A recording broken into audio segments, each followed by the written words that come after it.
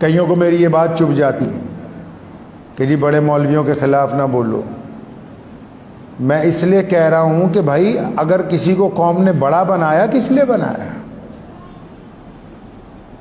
گھر میں باورچی خانے میں جس کی ڈیوٹی ہے کھانا بنانے کی نا، شام کو نہیں پہنچیں گے تو ناراض نہیں ہوں گے آپ؟ گھر میں مرد کی ڈیوٹی دولت کما کے لانے کی ہے، وہ خالی ہاتھ آئے گا، آپ ناراض نہیں ہوں گے؟ مدرسے میں مدرس کی ڈیوٹی تعلیم دینے کی ہے، وہ نہیں پڑھائے گا تو آپ ناراض نہیں ہوں گے؟ امام کی ذمہ داری وقت پہ نماز ادا کرنے کی، وہ نماز نہیں پڑھائے گا تو آپ کیا ناراض نہیں ہوتے؟ پولیس کا کام لا اینڈ آرڈر کو مینٹین کرنا ہے، وہ نہیں کرتے تو کیا آپ حکومت سے ناراض نہیں ہوتے؟ اگر ہر آدمی اپنی ذمہ داری ادا کر رہا ہے تو یہ جن کو بڑے مولوی بنایا کیا صرف جلسوں میں ان کو جبے پہنا کے مسافر کرنے کے لیے بنایا؟ ان کو ہمارا تماشا دیکھنے کے لیے بنایا؟ اس لیے کروڑ روپے کی گاڑیاں خرید کے دی ہیں ان کو کہ جب ہم پر مصیبت آئے تو تم چپ ہو کے بیٹھ جانا اپنے گھر میں؟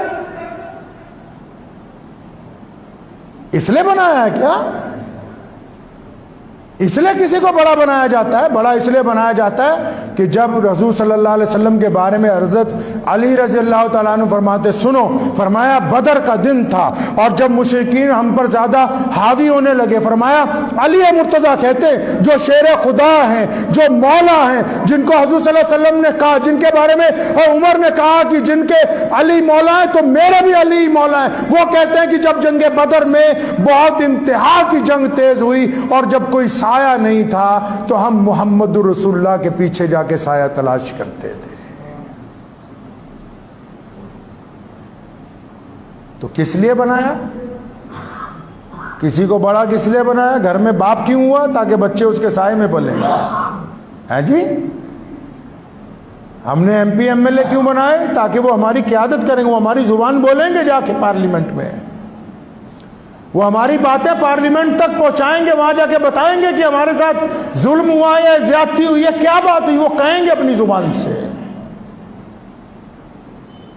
یہ جو بار بار جاتے ہیں لاکھوں لوگوں کو لے کے جلسے کرنے کے لیے دلی کے میدان کے اندر، بس صرف اس لیے کہ آپ پگڑیاں باندھیں اور بندھوائیں، مٹھائی کھائیں اور کھلائیں اور عید ملن کے پروگرام کریں اور کروائیں، یہ اس کام کے لیے آپ کو بڑا بنایا ہم نے؟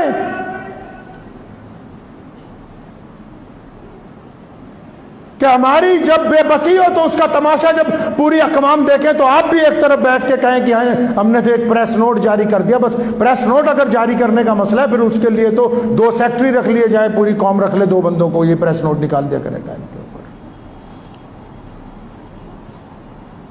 دلی کی جامع مسجد کے ممبر پر کوئی بیٹھا ہو اور اس کی زبان نہ کھلتی ہو، اور ملک کے 4 بڑے مدرسے، دارالعلوم دیوبند ہے، ندوۃ العلماء ہے، علی گڑھ کی مسلم یونیورسٹی ہے، مزار العلوم ہے، اور وہ خاموش رہیں کہ جی ہمارے ایک عالم دین کے ساتھ زیادتی ہوئی ہے، ہم کچھ نہیں بول سکتے، تو پھر آپ بڑے بنے کیوں ہیں؟ کوئی آپ کے بغیر ایسا تو نہیں کہ قوم نہیں چلے گی، ایسا بھی نہیں ہے. میں نہیں رہوں گا تب بھی مسجد آباد رہے گی. تو ایسا تو نہیں ہے کہ کسی کے بغیر دین نہیں چلے گا، اسلام نہیں چلے گا.